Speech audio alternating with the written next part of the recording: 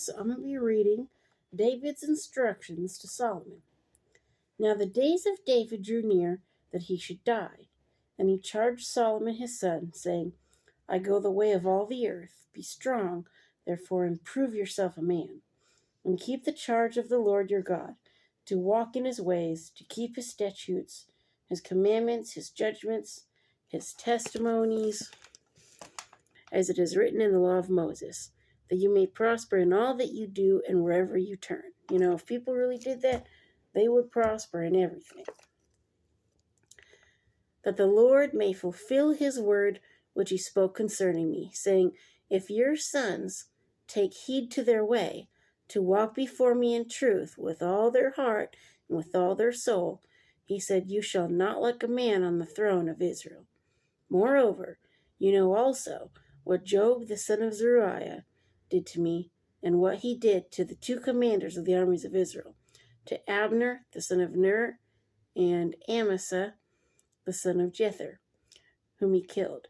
And he shed the blood of war in peacetime, and put the blood of war on his belt that was around his waist, and on his sandals that were on his feet. So he did that. Therefore, do according to your wisdom, and do not let his gray hair go down to the grave in peace, but show kindness to the sons of Barzillai, the Gileadite, and let them be among those who eat at your table, for they came to me when I fled from Absalom your brother. And see, you have with you Shimei the son of Gera, a Benjamite from Bahurim, who cursed me with malicious curse in that day when I was to Mahanaim. But he came down to meet me at the Jordan, and said, I swore to him by the Lord, that I will not put you to death with the sword. Now therefore do not hold him guiltless, for you are a wise man, and know what you ought to do to him. But bring his gray hair down to the grave with blood. So he's going to be avenged. So David rested with his fathers, and was buried in the city of David. The period that David reigned over Israel was 40 years. 7 years he reigned in Hebron, and in Jerusalem he reigned 33 years. Then Solomon sat on the throne of his father David, and his kingdom was firmly established. Now Adonijah, the son of Haggith, came to Bathsheba, the mother of Solomon. So she said, do you come peaceably? And he said, peaceably. Moreover, he said, I have something to say to you. And she said, say it. Then he said, you know that the kingdom was mine, and all Israel had set their expectations on me, that I should reign. However, the kingdom has been turned over, and has become my brother, for it was his from the Lord. Now I ask one petition of you. Do not deny me. And she said to him, say it. Then he said, please speak to King Solomon, for he will not refuse you, that he may give me Abishag the Shunammite his wife. So Bathsheba said, very well, I will speak for you to the king. Bathsheba therefore went to King Solomon to speak to him for Adonijah. And the king rose up to meet her, and bowed down to her, and sat down on his throne, and had a throne set for the king's mother. So she sat at his right hand. So, he really loved his mom. I think that she was a good mom. Then she said, I desire one small petition of you. Do not refuse me. And the king said to her, ask it, my mother, for I will not refuse you. So she said, let Abishag the Shunammite be given to Adonijah, your brother, as wife. And King Solomon answered and said to his mother, now why do you ask Abishag the Shunammite for Adonijah? Ask for him the kingdom also, for he is my older brother, for him and for Abiathar the priest, and for Joab the son of Zeruiah. So he wanted to give him even more than that. Then King Solomon swore by the Lord, saying, may God do so to me, and more also, if Adonijah has not spoken this word against his own life. Now therefore, as the Lord lives, who has confirmed me and set me on the throne of David, my father, who has established a house for me, and he promised Adonijah shall be put to death today. Yeah. So King Solomon sent by the hand of Benaiah, the son of Jehoiada, and he struck him down, and he died. And to Abiathar the priest, the king said, go to Anathoth, to your own fields, for you are deserving of death. But I will not put you to death at this time, because you carried the ark of the Lord God before my father David, and because you were afflicted every time my father was afflicted. So he's like, you're lucky. So Solomon removed Abiathar from being priest of the Lord, that he might fulfill the word of the Lord which he spoke concerning the house of Eli at Shiloh. Then news came to Joab, for Joab had defected to Adonijah, though he had not defected to Absalom. So Joab fled to the tabernacle of the Lord and took hold of the horns of the altar. And King Solomon was told, Joab has fled to the tabernacle of the Lord. There he is by the altar. And Solomon sent Benaiah the son of Jehoiada, saying, Go strike him down. So here's another one biting the dust here.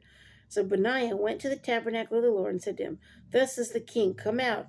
And he said, No, but I will die here. And Benaiah brought back word to the king, saying, Thus said Joab, and thus he answered me.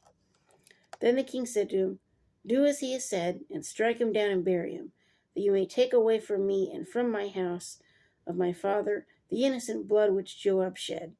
So the Lord will return his blood on his head, because he struck down 2 men more righteous and better than he, and killed them with the sword.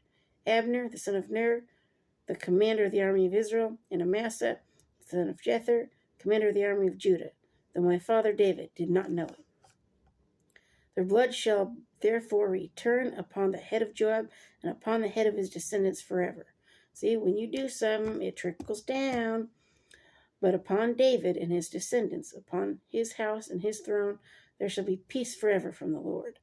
So Benaiah the son of Jehoiada went up and struck and killed him, and he was buried in his own house in the wilderness. The king put Benaiah the son of Jehoiada in place over the army, and the king put Zadok the priest in place of Abiathar. Then the king sent and called for Shimei, and said to him, Build yourself a house in Jerusalem, and dwell there, and do not go out from there anywhere. For it shall be on the day you go out, and cross the brook Kidron, know for certain, you shall surely die. Your blood shall be on your own head. And Shimei said to the king, The saying is good, and my lord the king has said, so your servant will do. So Shimei dwelt in Jerusalem many days. Now it happened at the end of 3 years, that 2 slaves of Shimei ran away to Achish, the son of Machab, king of Gath. And they told Shimei, saying, Look, your slaves are here in Gath. So Shimei arose, saddled his donkey, and went to Achish at Gath to seek his slaves. I have a feeling he's going to die. And Shimei went and brought his slaves from Gath. And Solomon was told that Shimei had gone from Jerusalem to Gath and had come back. Then the king sent and called for Shimei, and said to him, Did I not make you swear by the Lord and warn you, saying, Know for certain that on that day you go out and travel anywhere, you shall surely die? And you said to me, The word I have heard is good. Why then have you not kept the oath of the Lord and the commandment I gave you? The king said moreover to Shimei, You know, as your heart acknowledges, all the wickedness you did to my father David. Therefore the Lord will return your wickedness on your own head. Here we go again. But King Solomon shall be blessed, and the throne of David shall be established before the Lord forever. So the king commanded Benaiah the son of Jehoiada, and he went out and struck him down, and he died. Thus the kingdom was established in the hand of Solomon. So did his daddy wrong, and Solomon getting revenge on everybody that did his daddy wrong. So he loved his daddy too. So, you don't want to anger a kid when it comes to their parents, because, kids, they're particular about their parents. Can't say I blame them. So anyway, but it's going to get more interesting, because tomorrow we're going to read Solomon prays for wisdom. So, I think we should all pray for wisdom, really. So, thumbs up, like, and subscribe.